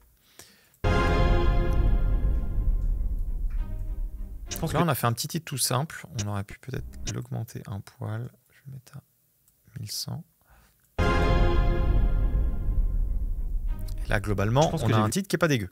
Ok, donc là, globalement, on a vu une bonne partie du montage. Alors, on aurait pu aller plus loin, parler justement des transitions, des titres, de toute la partie inspecteur, etc. Mais la vidéo durerait 3-4 heures. Donc, on va passer à l'étape d'après, qui est sur le papier, normalement, ça devrait être Fusion. Fusion, on va le voir en dernier. Moi, personnellement, je préfère faire d'abord l'étalonnage, la partie aussi peut-être un peu musique et son, et je reviens à la fin sur Fusion. Donc, on va passer à l'étape que je pense qui vous intéresse aussi beaucoup quand on passe sur DaVinci, c'est l'étalonnage. C'est de base, le logiciel a été créé pour cette partie-là. C'est extrêmement avancé et c'est hyper intéressant parce que du coup on a plein d'outils pour nous aider à faire un étalonnage et une correction aussi colorimétrique un peu plus avancée. Et c'est un système aussi qu'on a moins l'habitude d'avoir avec notamment les nœuds. Alors déjà quand on arrive sur la page étalonnage, il y a plusieurs choses à regarder. Première chose, c'est qu'on a toute notre timeline qui est ici. Donc ça typiquement on peut défiler entre les plans et on peut voir du coup à chaque fois qu'on passe la souris dessus, ça nous permet de voir de quel plan entre guillemets on va retoucher. Quand il est sélectionné, le plan est dans le viewer donc qui est ici et donc si on fait une modification, ça va impacter ce plan là. Donc on a notre timeline ici, on a également les changements des plans. Donc là si on passe justement de gauche à droite ou de droite à gauche, dès qu'on va cliquer dessus c'est entre guillemets le plan qui est après. Donc ça peut être intéressant aussi pour voir à peu près tout ce qu'on a. Après c'est une option qu'on peut enlever en cliquant ici si jamais ça nous perturbe, moi j'aime bien l'avoir. Et justement si on parle un petit peu de en haut, alors il y a plusieurs choses, hein. On a toutes les parties un peu classiques de l'autre côté qui sont sur les nœuds, activer, désactiver, les effets qu'on peut avoir. Lightbox, ça peut être pratique quand on veut voir justement un peu tous nos plans.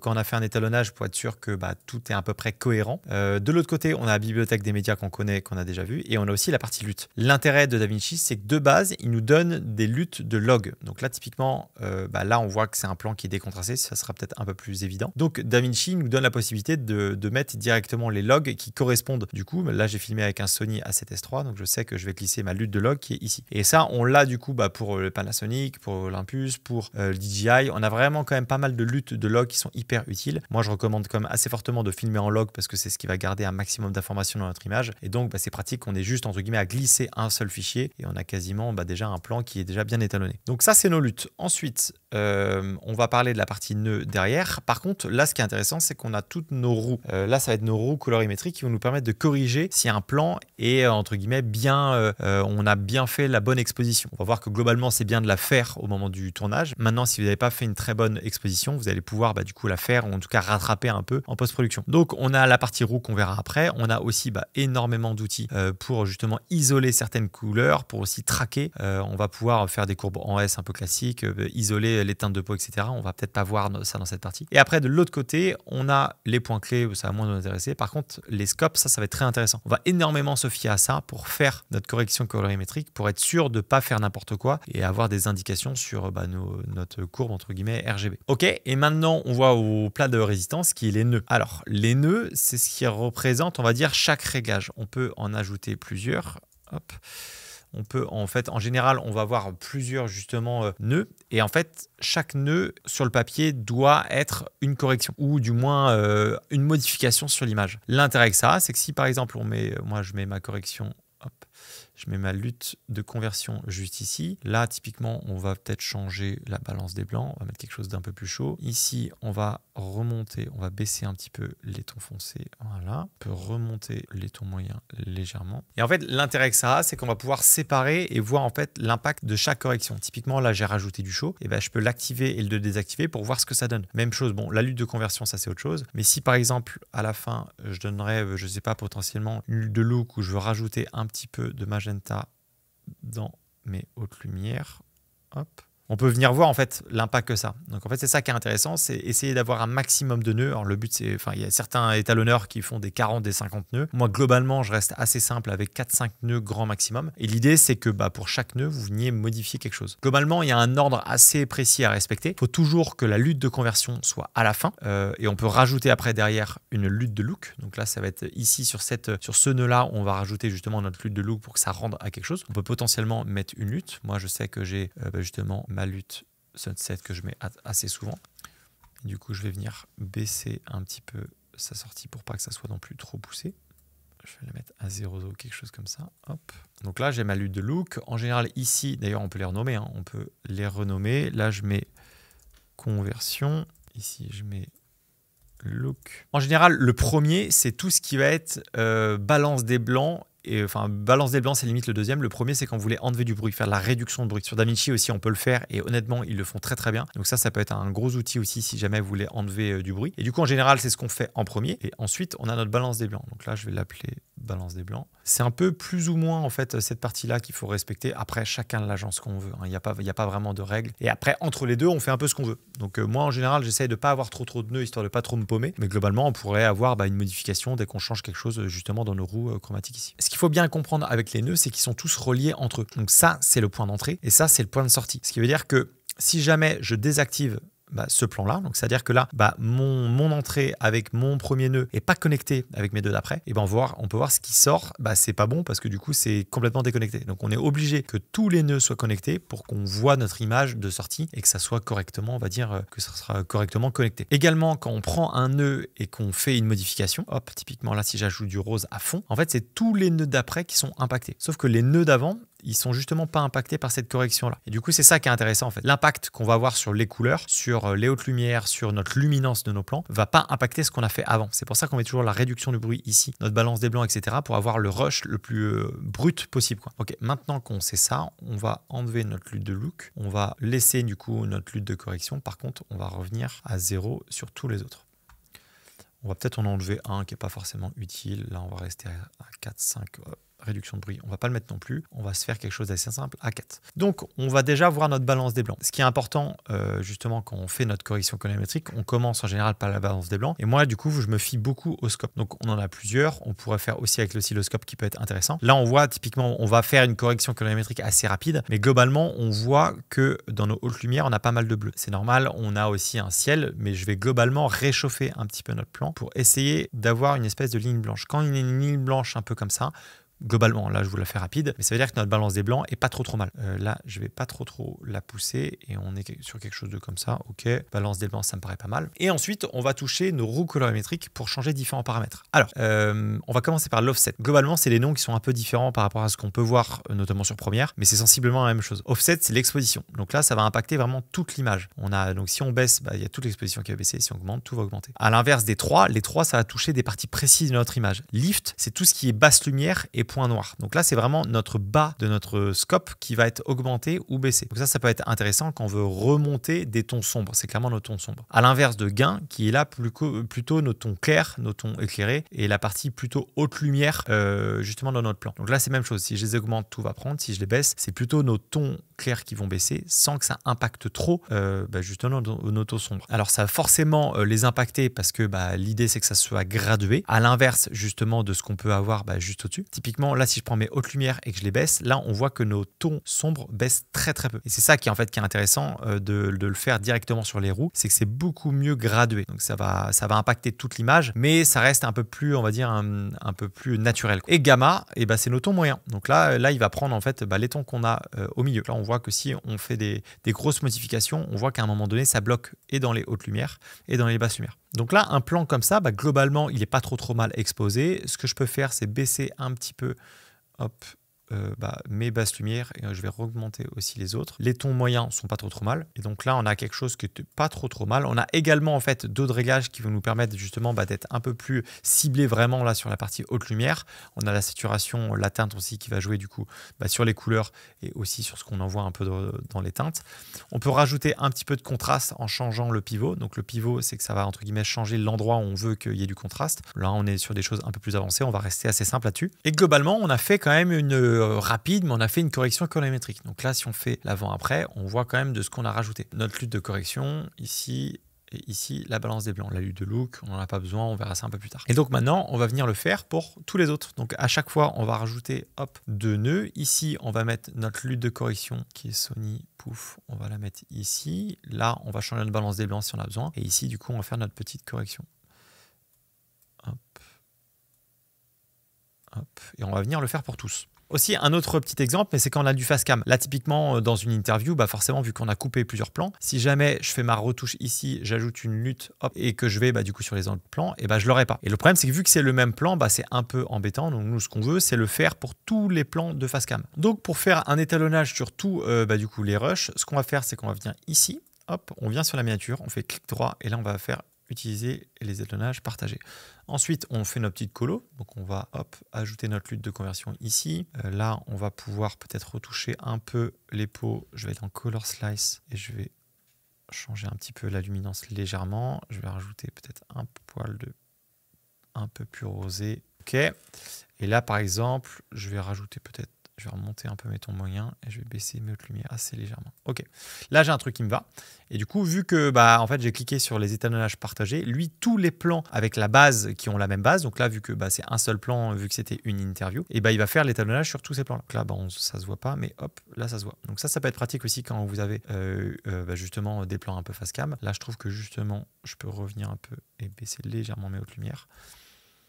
Et ça peut être du coup un truc qui peut être intéressant. Une fois qu'on a fait notre correction colorimétrique sur tous nos rushs, on va faire ce qu'on appelle appliquer un look. On va justement essayer de créer quelque chose pour que notre vidéo soit un peu différente et que ça plaise, ça nous plaise en termes de luminance et de couleur. En fait, ce qu'on a fait juste avant, c'est la correction colorimétrique. Le but, c'est que tous vos rushs se ressemblent ou du moins soient plus ou moins équilibrés de la même manière pour qu'ensuite, quand on applique notre look, ça soit cohérent à travers toutes les images. Donc, pour ajouter un espèce de look, il y a plusieurs manières. Soit on le fait dans un nœud, donc on peut créer un nœud derrière et on peut, première solution, c'est d'ajouter des luttes. Alors ça, c'est un truc qui fonctionne bien, que moi j'utilise beaucoup. Et du coup, ça nous permet de voir un peu les différences. Moi, je sais que j'ai mon pack de luttes et j'utilise du coup la plupart du temps, c'est mes luttes que j'utilise. Ce qui est intéressant quand on utilise des luttes aussi, c'est de venir un peu baisser le gain. Faut pas que ça soit trop fort. Moi, en général, je mets souvent les miennes à 50% quasiment, histoire que ça touche un petit peu sur les couleurs, mais que ça dénature pas non plus trop le plan. Donc ça, c'est une première manière. Le seul problème, c'est que quand tu vas justement changer le plan, tu vas pas l'avoir sur les autres. Donc potentiellement,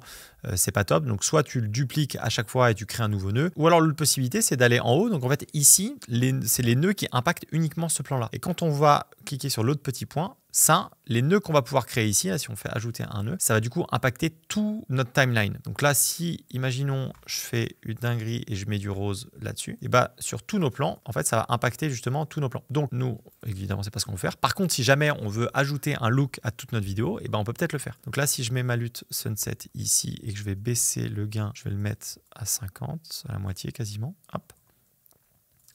Et là, sur tous nos plans, elle sera appliquée. Et du coup, en fait, c'est ça aussi qui peut être intéressant, c'est que du coup, ça permet de moins se prendre la tête. Alors, aussi, elle sera appliquée sur le facecam.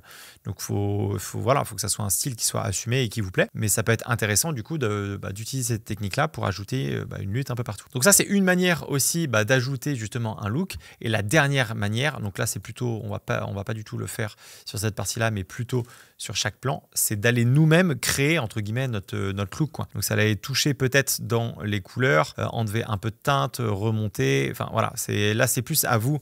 Si jamais vous êtes un peu avancé sur cette partie colo, là, on va pas en parler clairement dans cette vidéo-là, mais de créer son propre look. À savoir que DaVinci aussi, justement, dans la partie lutte, donne aussi des looks. Entre guillemets, un peu comme des luttes. Le problème, c'est que vu que là, il faudrait repasser dans une lutte de conversion parce que du coup, c'est pas la bonne. Là, elles seront beaucoup trop puissantes et on va pas voir ici comment faire. Mais voilà, maintenant, vous voyez comment ajouter un look. Moi, en général, je le fais souvent avec une lutte que je viens mettre du coup sur toute la timeline. D'ailleurs, la lutte que j'utilise, là, c'est la Sunset. Vous l'avez d'ailleurs gratuitement dans le pack du vidéo si vous l'avez pas encore téléchargé. Mais en général, moi, c'est ce que je fais. Je vais baisser un petit peu l'intensité et globalement, même sur les plans un peu face cam, je trouve que ça donne un look qui est plutôt sympa.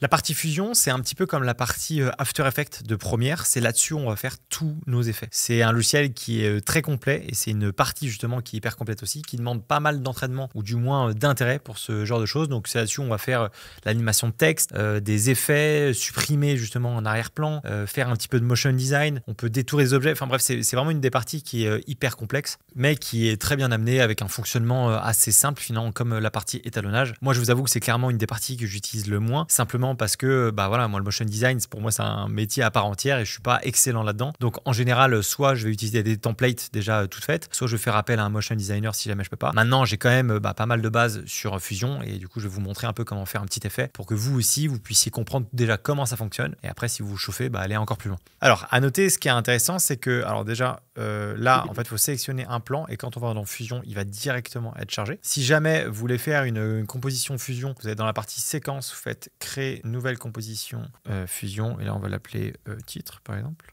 Hop. Et du coup, quand on vient le glisser quelque part, hop, on va pouvoir cliquer dessus. Et là, on va du coup pouvoir être dans notre truc Fusion. Là, nous, on n'a pas besoin parce qu'on sait qu'on va le faire directement là-dessus. Donc, je le prends, je le passe dans Fusion. À noter que malgré qu'on ait fait l'étalonnage, là, ce plan-là, il est étalonné. Quand on va dans Fusion, on ne l'a pas. Et ça, c'est parce qu'en fait, en fonction des pages, vu que la page Fusion est avant la page étalonnage, vous n'aurez pas l'étalonnage. Donc, si jamais ça vous perturbe et que vous aimeriez bien voir à quoi ça ressemble, on peut aller en haut ici, dans la grille. Et on va chercher du coup la lutte de conversion qui correspond. Donc là, moi, je suis chez Sony. Hop, et on clique dessus. Comme ça, au moins, ça nous donne à peu près un visuel de à quoi ça ressemble notre plan. Alors, donc, dans la page Fusion, c'est globalement un peu similaire à ce qu'on a vu juste avant. En haut, on a notre bibliothèque de médias, les effets, les plans, ça c'est si on veut voir tous les rushs, moi je le mets jamais. Les nœuds, ça va être hyper important. C'est un peu le même fonctionnement que l'étalonnage. Et ensuite, de l'autre côté, on a l'inspecteur qu'on connaît pour modifier. Les métadonnées, c'est les infos. Et ensuite, ce qu'on connaît pas, c'est les images clés et surtout les splines. Les splines, ça va nous aider à faire que justement un effet est beaucoup plus doux et plus fluide. Donc là, pour cet exemple-là, on va faire un petit texte tout simple. On va faire un espèce de petit titre, là, les choses qu'on voit un peu en bas à gauche, pour annoncer qui est notre personnage et son métier, par exemple. Donc, on vient cliquer sur le média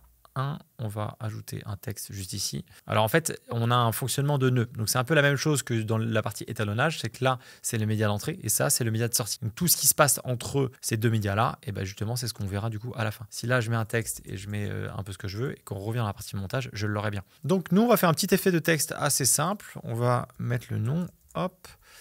On va changer la police, on va aller vers du Gotham, pas trop gros non plus, on va faire ça. On va pouvoir la régler un peu tranquillement, mettre un truc pas très gros. On va le mettre en bas à gauche, donc on vient de sélectionner, on va le mettre par là. Et ce qu'on va faire, c'est on va essayer de mettre quelque chose derrière. On va mettre un espèce de background en arrière-plan pour que ça soit un peu, que ça soit détouré entre guillemets. Donc pour ça, je vais venir encore une fois cliquer sur le média 1 et je vais appeler ici, je vais appuyer sur supprimer, c'est un bouton en fait background. Et là du coup, on a un background tout noir. Ce qu'on va faire, c'est on va venir ici dans le spline et en fait on va dessiner. Donc on appuie une fois ici et une fois là, hop.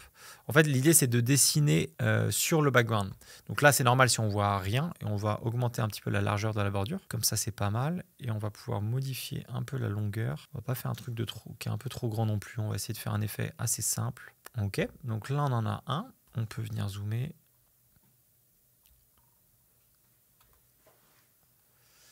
Ok, c'est pas mal. On va le remonter légèrement. On va le mettre par là. Et le merge, on va le mettre aussi par là. Ok. Et là, ce qu'on va faire, c'est qu'on va créer un nom, enfin un titre, entre guillemets, en dessous. Et on va essayer de le superposer. Donc pour ça, je vais décaler un peu tous mes nœuds ici. Et on va refaire la même chose. On se met un texte ça nous fait un nœud merge. Les nœuds merge, c'est entre guillemets, quand vous mettez plusieurs effets, bah, c'est intéressant, ça permet de faire un peu comme un nœud entre guillemets un peu croisé. Donc il y a des effets comme ça, vous êtes obligé d'avoir un nœud merge pour qu'on puisse le voir. Et là, on va dire par exemple vidéaste. Ok, on va reprendre la même police, mais on va le mettre en style un peu différent.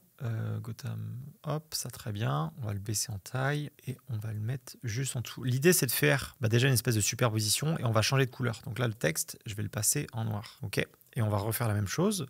On va se mettre un background ici. Le background, on va le mettre de couleur blanche. Et du coup, on va refaire la même chose. On va les séparer. Et là, on va augmenter un petit peu la bordure.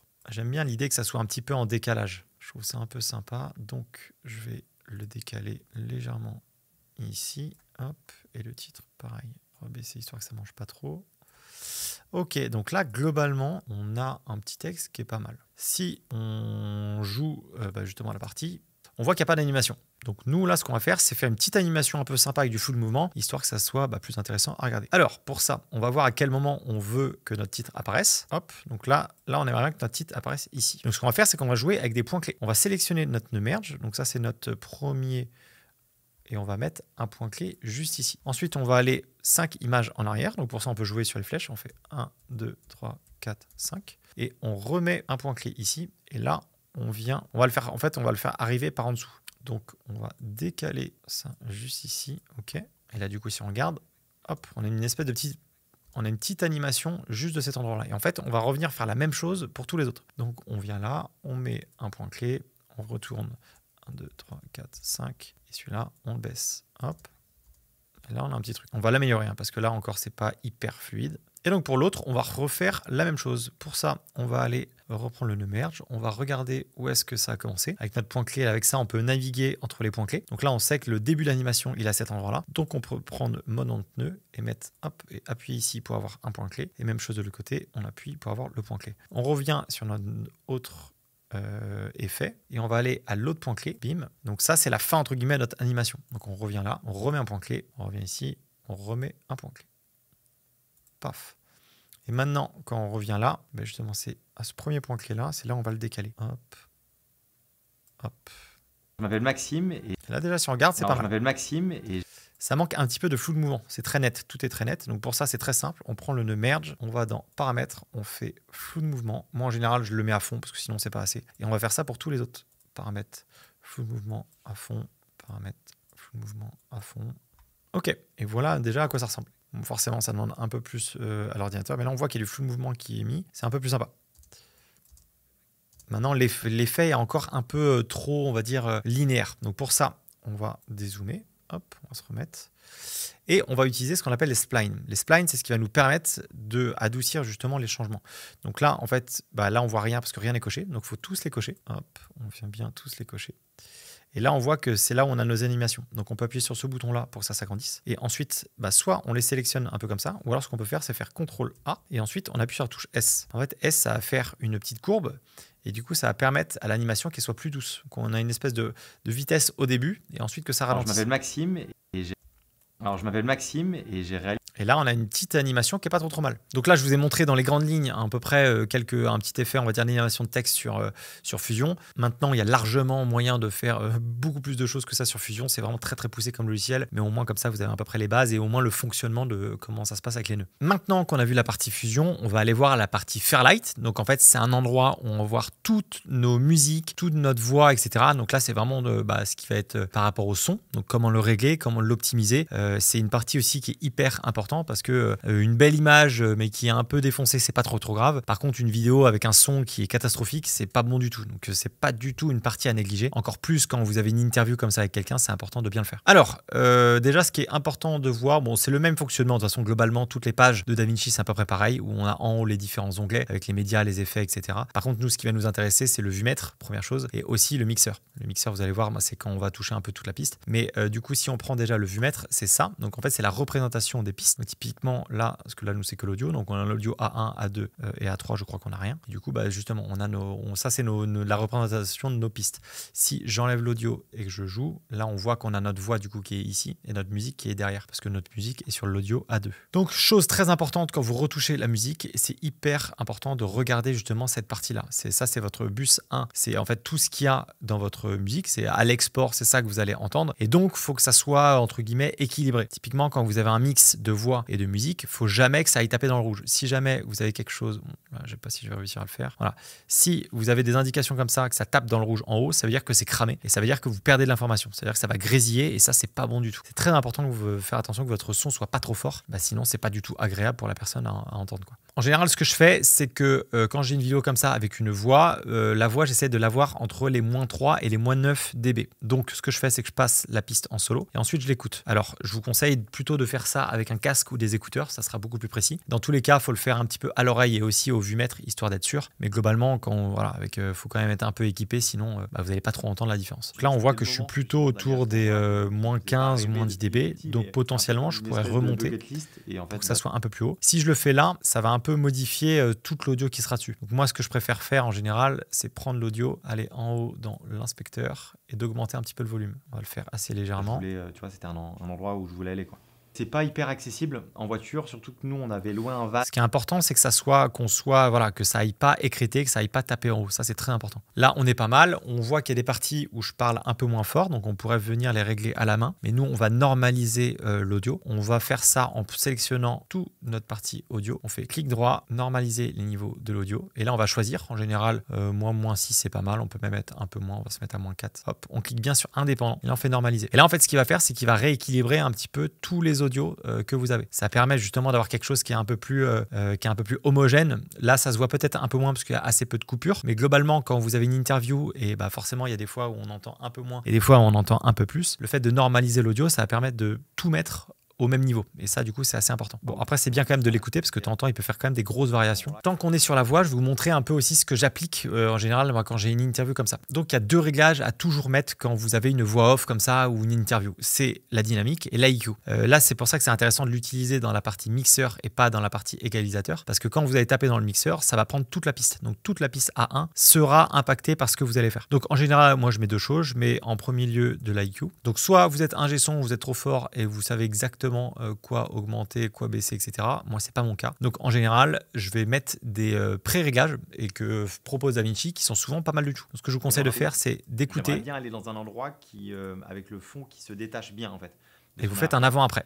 Et direct, en fait, j'ai pensé avec des plans de drone que ça. Donc là, je vois qu'il y a assez peu de différence. Je vais augmenter un peu là. Et du coup, je vais en tester un autre. On va tester le deuxième. On pourrait bien rendre. Et je me suis dit que ça serait trop cool un jour d'aller en Italie, parce que du coup, c'est un endroit un peu planqué en Italie. Ça, c'est pas mal. L'idée, en fait, comme ça, de l'IQ, c'est d'apporter un peu plus de profondeur dans votre voix. C'est un peu comme si la voix était un peu en RAW et que vous essayez d'apporter un peu plus de ton clair et de ton sombre. Là, c'est un peu pareil. C'est avoir une voix qui est un peu plus profonde et maîtriser un peu mieux les aigus. Et je vais faire la même chose pour la dynamique. Je clique aussi dessus. Je vous ai pas rêvé depuis. Et soit je le fais à la main, mais je ne sais pas spécialement faire. Donc, je vais faire, en général, je vais prendre celui-là. Je vais prendre la compression. Là, la dynamique, ça va enlever, on va dire, les aigus ou, comment dire, les tons qui sont un peu trop forts. Ça va essayer d'éviter que votre son écrète, que vous perdiez de l'information. Mais c'était un peu comme une espèce de bucket list. Et en fait, je voulais, tu vois, c'était un endroit où je voulais aller, quoi.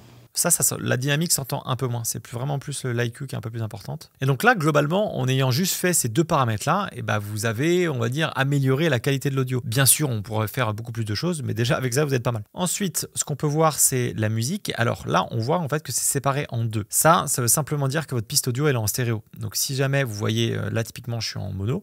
Du coup, je suis en 1.0. Ça veut dire que j'ai bien qu'une seule piste audio. Le stéréo, c'est justement, on a 2 pistes, une piste gauche et une piste droite. Si jamais vous voulez en avoir qu'un seul, vous faites clic droit ici et là, mettre la piste en et vous la passez en mono et là du coup vous aurez qu'un seul truc. Moi en général je la laisse en stéréo, ça me pose pas trop de soucis et je vais du coup mettre la piste musique en audio et quand j'ai une voix qui parle dessus, je vais essayer qu'elle soit à peu près dans les -25, -30. C'est ce que je vais viser. Ce qui est compliqué, c'est que dans une musique, c'est que tu as plusieurs temps, il y a des temps un peu plus faibles que d'autres, donc on essaie d'être à peu près harmonisé, mais là globalement ma musique est pas trop mal réglée. Il me semblait que de base, ouais, je l'avais baissée, elle était à quasiment à -20. Donc là, on n'est pas trop mal. Vous vous souvenez, dans la partie montage, on avait vu aussi comment mettre des points clés. Donc c'est aussi pour ça que j'avais déjà réglé, on va dire, ma musique un peu avant. Et du coup, là, vu que ma musique est pas trop mal, ce qu'on peut faire, c'est aller jusqu'au bout et pourquoi pas faire une espèce de fondu un petit peu en fin de vidéo, comme on l'a fait là. En fait, on l'a fait avec, avec l'écran. On voit que ça s'assombrit. Et ben, on va faire pareil avec la musique. Donc pour ça, on va prendre le petit bitonio et on va aller l'emmener à peu près par là. Peut-être même un peu plus. Tu prends la dernière claque. Merci à toi. Fin. Hop. Deuxième clap. Et donc voilà, globalement, c'est quasiment les seules choses que je fais sur Fairlight. Alors là, on n'a pas du tout vu la partie sound design, d'ajouter des effets, etc. Mais déjà, si vous faites ça, si vous arrivez à améliorer un petit peu la qualité de la voix et vous réglez bien votre musique, et surtout que quand vous lisez votre piste audio, ça n'écrète pas et justement, ça reste en dessous la barre des zéros, c'est déjà pas mal. Maintenant, on va passer à la partie exportation. Alors, faut savoir que dans, que ce soit la page cut ou montage, on a une partie aussi exportation rapide. Où là, entre guillemets, si on veut aller vite, on pourrait sélectionner où est-ce que là, on veut l'envoyer et cliquer sur exporter. Moi, je vous recommande pas du tout de le faire, simplement parce qu'on a des réglages à changer qui sont hyper importants. Et du coup, nous, on va le faire dans une page qui est dédiée, qui s'appelle la page exportation. Alors, là, il y a pas mal de choses à voir. Donc déjà, globalement, on a notre timeline qui est là en entier. Il faut bien vérifier que, entre guillemets, la fin de notre vidéo est sélectionnée et pas que ça soit, entre guillemets, un peu plus loin. Parce que si, imaginons, je sais pas, vous avez oublié un plan vous l'avez mis un peu, entre guillemets, un peu plus loin, lui, il va aussi le prendre. Donc, c'est important de faire attention que la fin de votre vidéo est bien sélectionnée. Donc là, on peut venir et hop, resélectionner à la fin. Très bien. Et ensuite, comme on a vu, on a déjà des pré-réglages que nous propose DaVinci qui peuvent être pas trop mal, mais qui sont, voilà, il y a moyen de l'améliorer et nous, c'est ce qu'on va faire. Donc nous, vu qu'on veut tout modifier, on va aller bien dans Custom ici. On donne un nom, donc là, on va l'appeler Cadini. On choisit où est-ce qu'on veut le mettre. Exporter, donc on coche bien un plan unique, parce que sinon, il va exporter que des vidéos individuellement, c'est pas top. Donc là, ce qui va nous intéresser, nous, c'est le format. Donc au format, on va en utiliser deux principalement, qui sont MP4 et QuickTime. Hop, juste ici. Donc là, on va commencer avec MP4. La résolution, il faut que ça soit la même que votre timeline. Donc si jamais vous voulez changer de résolution, passer à une 4K, il faut le faire dans les réglages ici. Vous ne le faites pas dans les réglages de l'export, vous le faites bien ici avant d'exporter. Par contre, la qualité, normalement de base, vous serez sur automatique. Ça, c'est grave erreur. Ça veut dire qu'entre guillemets, DaVinci va choisir à combien de débit il va exporter votre vidéo. Et vu qu'il a tendance à faire ça de manière pas incroyable, nous, on va le forcer à lui mettre un certain débit en fonction de la plateforme de là où vous allez du coup uploader votre vidéo. Parce qu'il faut savoir, en fonction d'où vous exportez votre vidéo, globalement, votre vidéo elle va être compressée. Ça veut dire qu'elle va forcément perdre un petit peu en qualité. Que ce soit sur YouTube, Instagram, voire même de temps en temps des sites internet, ils sont obligés de compresser les vidéos pour avoir une taille de fichier qui prenne pas trop de place sur leur serveur. Et donc nous, on va essayer d'exporter déjà à ce débit qui est recommandé pour essayer d'optimiser un maximum la qualité. Donc déjà, si on parle de, je sais pas, si on veut le mettre sur un site internet et on sait pas exactement où est-ce que ça va être hébergé, en général, moi je me mets en MP4, en H264 parce que ça passe partout. Et du coup, dans le débit, je vais bien mettre 100 000 ici. Paf. Comme ça, je sais que globalement, j'ai des chances que ça soit un peu compressé, mais au moins, j'aurai quand même une bonne qualité d'image dedans. Pour YouTube, c'est la même chose. Je vais rester en MP4, en H264, et là, je vais passer à 80 000. Bon, ça, c'est entre guillemets une moyenne qui est appliquée par pas mal de personnes qui exportent du coup sur DaVinci. Et moi, j'ai trouvé que ça gardait globalement une bonne qualité sur mes vidéos YouTube. Si on va être sur Instagram, par contre, on va changer. On va passer en QuickTime ici. On va se mettre... Hop. En QuickTime, on va se mettre en H265. Et l'H265 demande quand même moins de débit. Donc globalement, déjà, en plus, ça ne sert à rien d'exporter en 4K parce que pour l'instant, ils ne le prennent pas. Donc on va exporter en 1920 par 1080. Et là, en débit, vu qu'on est en H265, on peut venir chercher 5000. Ça sera suffisant. L'H265, ça demande moins de débit en fait. Votre taille de fichier sera un peu plus faible. Et c'est surtout que comme ça, au moins, vous garderez une bonne qualité en H265. Si vous exportez en H264, il faut quasiment doubler. Il faut le passer à 10 000. Mais globalement, rappelez-vous que ça sert à rien de mettre trop de débit. En fait, c'est pas parce que vous choisissez du QuickTime à H265 et que vous mettez 100 000 que votre vidéo aura le meilleur rendu. Déjà, votre vidéo va être très lourde pour pas grand chose. Et quand vous allez vouloir l'uploader quelque part, eux, ils vont passer du temps à compresser la vidéo. Et de temps en temps, ils la compressent pas très bien. Et du coup, ça, en fait, ça fait l'effet inverse. Ça va tuer la qualité de la vidéo. Donc, il faut faire attention, essayer d'optimiser un peu ce débit-là. Profil d'encodage aussi. Moi, en général, quand c'est sur Instagram, je vais le passer en 4:2:10 juste ici. Mais voilà, pour les autres, je le fais pas spécialement. Je crois pas qu'on peut d'ailleurs, mais en tout cas, en QuickTime, je le fais. Donc là, en soi, on pourrait exporter comme ça et ça pourrait pas trop mal marcher. Regardez bien la colo que j'ai fait avec le contraste, etc. Si je vous montre deux exemples, hop, ça cette vidéo-là, c'est la vidéo que j'ai exportée avec ces réglages-là. Donc, j'ai rien changé d'autre, j'exporte. Et là, on voit bien quand même que je perds quand même pas mal de couleurs. Je perds aussi du contraste. À la différence de celle-ci, c'est juste un tout petit réglage à changer. Et on voit quand même une différence assez nette. On voit qu'à l'export, en fait, ça fait, voilà, il y a moins de contraste, il y a moins de couleurs. Et clairement, c'est pas joli. Et c'est un peu dommage d'avoir passé pas mal de temps à la colo pour au final qu'ils nous sortent un truc qui est comme ça. Donc, il y a un réglage qu'il faut connaître et qui est pas hyper évident à trouver. Si vous venez ici dans Tag Gamut, vous descendez, vous allez chercher P3 DCI et dans Tag Gamma, vous venez chercher Rec 709. Hop, juste ça. Et vous avez juste à faire ça. Et c'est clairement la différence que vous aurez entre ces deux plans-là. Donc c'est pour ça que c'est hyper important de faire ça et de le faire surtout à chaque vidéo. Une fois que tout est bon, on a choisi où est-ce qu'on voulait le mettre, etc. On clique sur ajouter à la liste d'export. Et là, du coup, ici dans les exports, on va avoir du coup pas mal d'infos. Donc si jamais on veut avoir pas mal d'infos, hop, on fait détail des exports et là, il va nous en donner. Et en fait, ça peut être intéressant parce que du coup, on peut en faire plusieurs. On peut demander à DaVinci de nous exporter plusieurs vidéos. Typiquement, si là, j'avais, je sais pas, j'avais une autre timeline et je voulais exporter des rushs, et je pourrais faire la même chose, faire ajouter à la liste d'export. Et ensuite, je clique sur rien, je fais tout exporter et là du coup il va m'exporter du coup les deux vidéos. Donc quand vous voulez exporter pas mal de vidéos en même temps, ça peut être pratique. Et donc une fois que je suis OK, moi ce que je conseille de faire c'est d'enregistrer ce pré-réglage là parce qu'il y a moyen que vous oubliez de changer cette partie là, de changer justement les débits. D'ailleurs là je vois que je suis à 10 000, il fallait que je sois à 100 000. Hop. Et on vient en haut, on clique sur les trois petits points ici, on fait enregistrer comme nouveau pré-réglage et là on peut mettre genre export site internet. Paf. Et comme ça, dès que je reviens la prochaine fois, je serai là, j'aurai juste à cliquer dessus, je fais ajouter à la liste d'export et ensuite j'envoie. Et ensuite pour exporter, du coup, soit vous sélectionnez votre vidéo et vous faites rendre 1, ou alors si vous en avez plusieurs, vous cliquez là un peu dans le vide et vous faire tout exporter. Moi j'appuie là-dessus, rendre 1. Et ensuite du coup, lui il va calculer à peu près le temps d'export. Donc on a le pourcentage et le temps restant. Il ne faut pas s'y fier non plus à 100% parce que de temps en temps, ça va accélérer d'un coup et ensuite ça va ralentir. Mais globalement, voilà comment exporter une vidéo. Et donc voilà, on a vu toutes les pages de DaVinci. J'espère que ça a été. On a été forcément un peu vite pour essayer que ça soit une vidéo qui soit un peu digérable quand même. N'oubliez pas de télécharger les rushs, les raccourcis. Je vous ai aussi mis la vidéo finale dans le dossier. Du coup, c'est le premier lien en description. Comme ça va permettre normalement de voir ce qu'on a pu monter dans cette vidéo-là. Si jamais vous voulez aller plus loin, on a une formation DaVinci qui est dédiée où là, évidemment, on va beaucoup plus en profondeur sur tout ce qu'on a vu pour vous donner un maximum de clés et d'outils pour aller encore plus vite et de comprendre ce logiciel de DaVinci. Là-dedans, je vous donne pas mal de tips. On va aussi analyser des vidéos ensemble. Bref, c'est clairement une formation complète à DaVinci. Et en nous rejoignant, vous avez aussi accès à la communauté. Donc, vous allez pouvoir poser vos questions si jamais vous avez un souci. Vous pouvez poster vos vidéos et avoir un retour justement sur ce que vous avez fait. Bref, si la formation vous intéresse, je vous mets le lien en description. Et en tout cas, j'espère que cette vidéo un peu longue vous aura été utile. Si c'est le cas, n'hésitez pas à me le dire en commentaire, ça me fera plaisir. Et nous, on se dit à la semaine prochaine dans une autre vidéo. La bise!